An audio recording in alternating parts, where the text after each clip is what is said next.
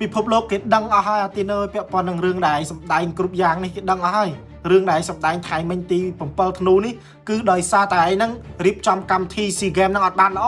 បាទមិនបាន 30% នៃកម្ពុជាបងប្អូនដល់ពេលអញ្ចឹងទៅគេបង្កើតធ្វើជា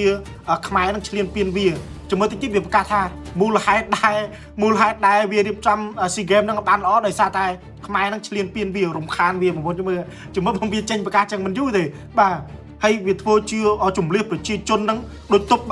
កបាក់ទំនប់ចឹងបងប្អូនបាទហើយខ្មែរអត់មានបាញ់តបតទៅវាផងឯជំរាបប្រជាជនរកក្បាលអីបាទហើយស្អែកហ្នឹងគេបានប្រកាសកាលពីល្ងាចមិញគេថាស្អែកត្រូវនឹងថ្ងៃទី8ធ្នូហ្នឹងគេនឹងមកខេត្តទាំង4ដែលជាប់ព្រំដែនកម្ពុជាបងប្អូនគេមកត្រួតពិនិត្យក្នុងការត្រៀមលក្ខណៈនៃកងទ័ពជួរមុខហើយគេគាំទ្រពេញចំហឹងបាទទៅដល់កងទ័ពជួរមុខរបស់គេដើម្បីការពារជាតិមាតុភូមិរបស់គេល្បិចហើយនេះល្បិចតាស៊ីក្លូទេបាទអ្នកណាក៏គេដឹងដែរពិភពលោកនេះដឹងថាឯងបកកាយសម្ដែងហើយបាទរៀបចំកម្មវិធី SEA Games មិនបាន 20% នៃកម្ពុជាផងបាទមិនបាន 10% ផងដល់ពេលរៀបចំមិនបានទៅធ្វើឯងបង្កើតកម្មវិធីអីផ្សេងដើម្បីឲ្យគេថាគេរៀបចំបានល្អដោយសារតែរវល់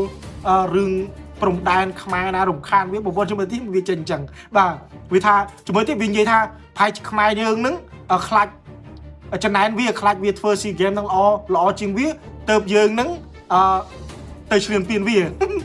ចាំមើលបងប្អូនអានេះគេហៅល្បិចតាស៊ីក្លូបងប្អូនគូក្បាលអញប៉ុណ្ណឹងក៏អញមើលឃើញពីល្បិចបាយដែរអាទីនបាទមិនបាច់មកធ្វើជាសម្ដែងប្រជំរាបប្រជាជននេះណាមិនបាច់ទេគេមើលឃើញឲ្យពិភពលោកគេដឹងឲ្យពីសន្តានមាយាទរបស់ជនជាតិលោកឯងហ្នឹងគឺប្រកែសម្ដែងបាទបាច់សម្ដែងទៀតទេបាទប្រឹងធ្វើឲ្យតល្អប្រឹងធ្វើ SEA Games ឲ្យបានល្អឲ្យបាន 20% នៃកម្ពុជាបាទហើយមិនបាច់ទៅប្រកាសឲ្យមើលមកប្រកាសជាងស្អីណា